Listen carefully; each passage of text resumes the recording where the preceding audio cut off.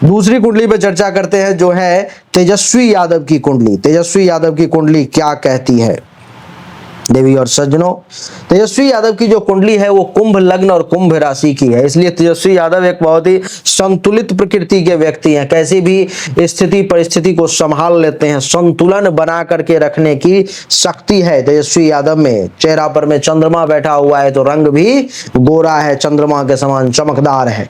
कुंडली के पंचम भाव में शुक्र ये गुरु बैठे हुए हैं 16 डिग्री पर में। ये कमाल का बहुत ही प्रबल योग है जो इनके कुंडली में पुत्र प्राप्ति का योग भी बनाता है। तो तेजस्वी यादव को पुत्र भी प्राप्त हुआ है। 16 डिग्री पर में है तो उनका बच्चा भी बहुत ही हाई लेवल पर में आने वाले समय में जाएगा।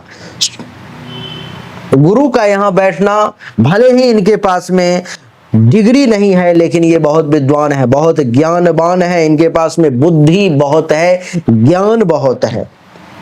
कुंडली के छठे भाव में केतु बैठा हुआ है जो इनको भी पेट से संबंधित समस्याओं का सामना करवाएगा ही करवाएगा। कुंडली के नवम भाव में बुध सूर्य मंगल विराजमान है। सूर्य तुला राशि में नीच के विराजमान है जो इनको मुख्यमंत्री बनने में सबसे बड़े बाधक बनेंगे और ये इनको मुख्यमंत्री नहीं बनने देंगे, बहुत परेशान करेंगे। बिना समाधान के कुछ नहीं हो सकता।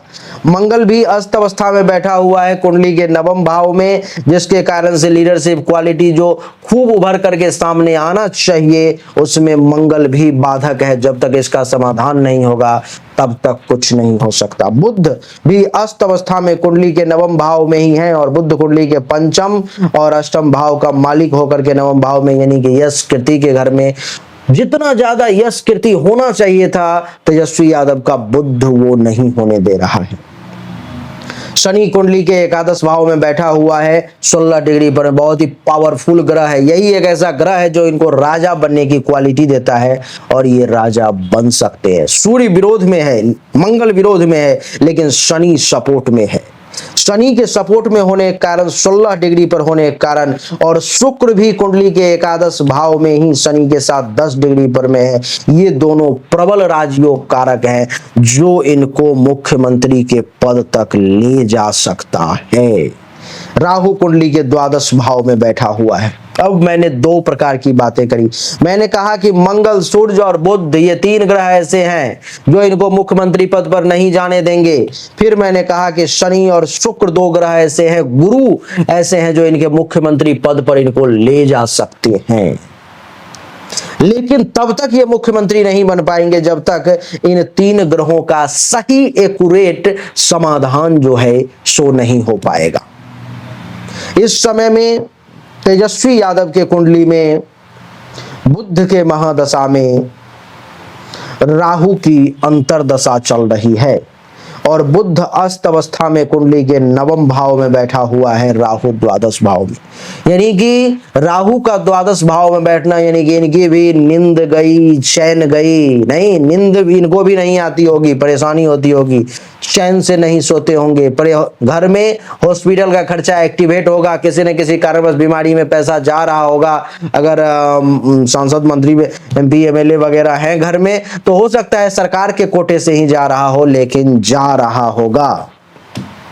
और मैं आपको बता दूं कि राहु का कुंडली के द्वादश भाव में बैठना और इनकी पंचम दृष्टि चौथे भाव पर में, इनके भी सुख में कमी का योग है। माता जी बीमार रह सकती हैं और जमीन मकान गाड़ी अचल संपत्ति के संबंधित परेशानी का योग बना हुआ है इनके कुंडली में। छठे भाव पर राहु की दृष्टि है।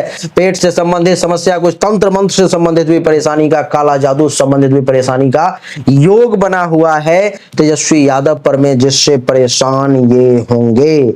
छठे भाव में है तो इनके लिए भी केस मुकदमा का योग बना हुआ है। चिंता, अपयश, कलंक, शोक और दुख का योग बना हुआ है। नवम दृष्टि अष्टम भाव पर में है, यानी कि तेजस्वी यादव को भी सावधान रहना चाहिए क्योंकि इनको भी दुर्घटना, एक्सीडेंट और नहीं कहना चाहिए जान के खतरा का योग है। किसी प्रकार का घटना दुर्घटना हो सकता है तो बिल्कुल सावधान रहना चाहिए, सही समाधान करना चाहिए। और जब तक सही समाधान नहीं होगा मुझे लगता है कि मुख्यमंत्री बनना ग्रह इनके सपोर्ट में नहीं है, सपना पूरा इस समय में कम से कम नहीं हो पाएगा। इसलिए सही समाधान अनिवार्य है।